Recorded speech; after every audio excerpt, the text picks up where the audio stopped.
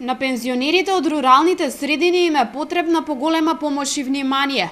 Голем број од нив живеат сами и немаат можност да си ги обезбедат сите животни потреби. Од Сдруженијето на пензионери велат дека во рамки на можностите се прават одредени активности кои се во насока за поголема грижа за старите лица од помалите населени места. Во некои од пензионерските домови веќе е обезбедена и лекарска екипа која во текот на една недела доаѓа да ги изврши основните здравствени прегледи. Најголема помош е некој да ги праша што им треба, нега ли треба од друго лице, здравствена нега им треба, ево овој дом што го направиме, сега служи исто и како амбуланта, иако 2 пати седмично доаѓа лекар, односно медицинска сестра, сепак има каде се собере. Сите села немаат вакви услови и затоа нашата мобилност е ваква да ние одиме кај нив, а не тие кај нас. Покрај со обезбедување на намирници, набавка на лекови или завршување на обврски за кои е потребно да се дојде во градот, од Сдруженијето на пензионери велат дека неретко се прават напори и финансиски да им се помогне на овие луѓе.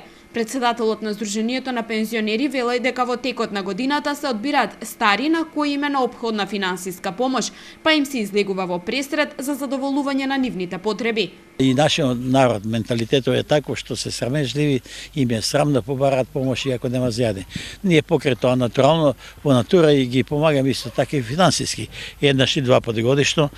Всушност тоа се средства наменети за редовни пензионери, но ние не ги делиме. Тој што нема, и било да е инвалидски пензионер, што е уште полошо, тој не може да поработи нешто плюс ако може и така.